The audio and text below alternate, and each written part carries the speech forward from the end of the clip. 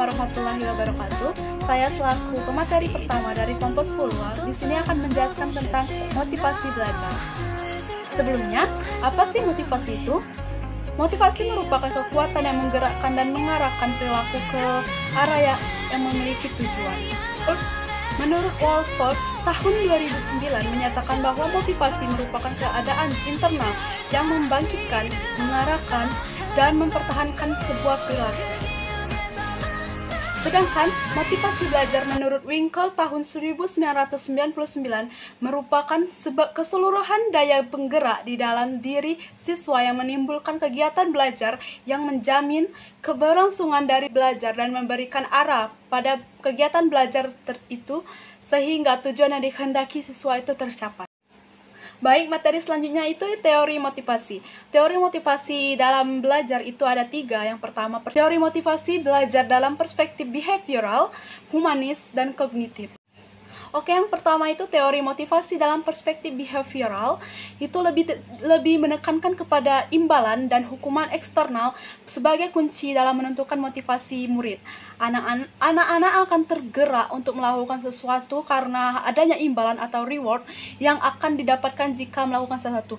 Dan begitu pun sebaliknya, jika mereka tidak melakukan sesuatu itu dengan baik atau tidak melaksanakan tugas dengan baik, maka mereka akan mendapatkan hukuman. Yang kedua itu ada motivasi dalam perspektif kognitif. Zimmerman, menurut Schoen dan Zimmerman, tahun 2008, motivasi dalam perspektif kognitif ini juga menekankan arti penting dari penetapan tujuan, perencanaan, dan monitoring kemajuan suatu tujuan. Baik, yang ketiga itu ada motivasi dalam perspektif humanis, di mana motivasi di sini itu lebih ditekankan kepada kapasitas siswa untuk mengembangkan kepribadian, kebebasan untuk memilih. Menurut Maslow, kebutuhan dasar harus dipenuhi dahulu sebelum memuaskan atau memenuhi kebutuhan yang lebih tinggi. Seperti siswa harus memuaskan dulu kebutuhan makan, rasa aman, disayang, sebelum kebutuhan untuk belajar dan berprestasi. Adapun bagian-bagian dari motivasi belajar yang pertama itu motivasi intrinsik dan ekstrinsik. Jadi, motivasi intrinsik merupakan motivasi untuk melakukan sesuatu demi sesuatu itu sendiri atau tujuan itu sendiri. Individu dengan motivasi belajar intrinsik tidak membutuhkan hadiah atau hukuman untuk membuat mereka belajar, karena aktivitas belajar itu sendiri sudah sangat menguntungkan bagi mereka. Mereka menikmati tugasnya dan perasaan untuk mencapai prestasi yang diperolehnya. Sebaliknya, jika seorang siswa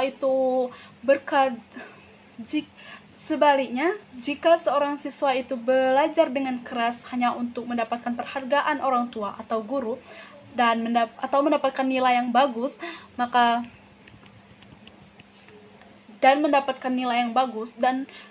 dan mengharapkan nilai yang bagus, maka dapat disimpulkan bahwa siswa tersebut memiliki motivasi ekstrinsik karena alasan belajar mereka lebih karena faktor di luar diri mereka sendiri. Jadi motivasi intrinsik adalah melakukan sesuatu untuk mendapatkan sesuatu yang lain, seperti pujian atau imbalan. Baiklah, selanjutnya yaitu adalah faktor-faktor yang mempengaruhi motivasi belajar, yaitu ada cita-cita atau aspirasi. Cita-cita disebut juga dengan aspirasi, yaitu suatu target yang ingin dicapai. Penentuan target ini tidak sama bagi semua siswa. Target ini diartikan sebagai tujuan yang ditetapkan dalam suatu kegiatan yang mengandung makna bagi seseorang. Baik, selanjutnya adalah kemampuan belajar, yaitu dalam belajar dibutuhkan berbagai kemampuan. Kemampuan ini meliputi beberapa aspek psikis yang terdapat dalam diri siswa, misalnya pengamatan, ingatan, daya pikir, dan fantasi. Selanjutnya adalah kondisi siswa. Siswa adalah makhluk hidup yang terdiri dari kesatuan psikofisik. Jadi, kondisi siswa yang mempengaruhi motivasi belajar di sini berkaitan dengan kondisi fisik dan psikologi. Selanjutnya adalah kondisi lingkungan. Kondisi lingkungan merupakan unsur-unsur yang datang dari luar dari diri siswa. Lingkungan siswa sebagaimana juga lingkungan individu pada umumnya ada 3, yaitu lingkungan keluarga, sekolah, dan masyarakat.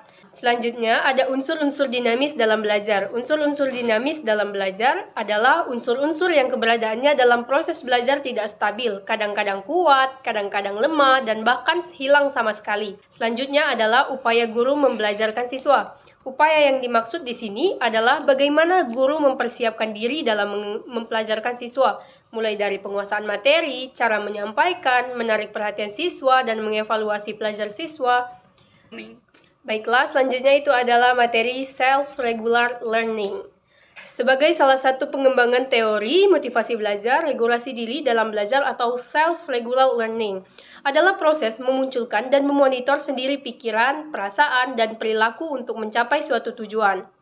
Strategi-strategi yang mampu membantunya untuk mencapai tujuan, yaitu yang pertama adalah proses-proses yang terdapat dalam self-regular learning, yaitu Om Roth di tahun 2008 telah menjelaskan bahwa self-regular learning mengandung berbagai proses berikut, seperti penentuan tujuan atau goal setting. Peserta didik yang memiliki pengaturan diri dalam belajar atau self-regulation mengetahui apa yang mereka ingin selesaikan bila mereka membaca atau belajar.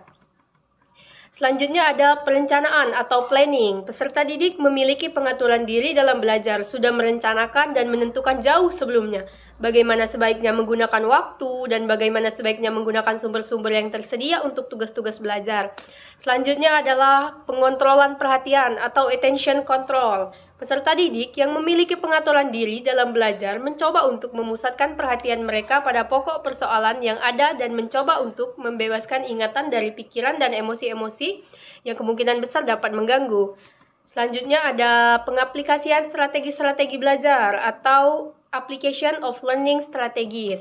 Peserta didik yang memiliki pengaturan diri dalam belajar memilih strategi-strategi yang berbeda sesuai dengan tujuan yang ingin dicapai.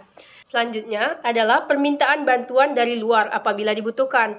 Tidak berusaha untuk menentukan segalanya sendiri, sebaiknya mereka mengetahui kapan mereka membutuhkan pertolongan orang lain dan kapan mereka tidak membutuhkannya. Selanjutnya adalah pengawasan diri atau self-monitoring. Secara terus-menerus mengawasi perkembangan dalam mencapai tujuan-tujuan yang telah ditetapkan dan mengubah strategi-strategi belajar atau modifikasi tujuan-tujuan jika diperlukan. Selanjutnya adalah mengevaluasi diri atau self-evaluation. Menentukan apakah betul bahwa individu tersebut belajar selama ini dan mencapai tujuan-tujuan yang telah ditetapkan. Selanjutnya adalah mengatur lingkungan atau environmental structuring adalah inisiatif peserta didik dalam usaha untuk mengatur lingkungan belajar mereka dengan cara tertentu sehingga membantu mereka dalam belajar yang lebih baik. Akhir adalah konsekuensi diri atau self-consequenting.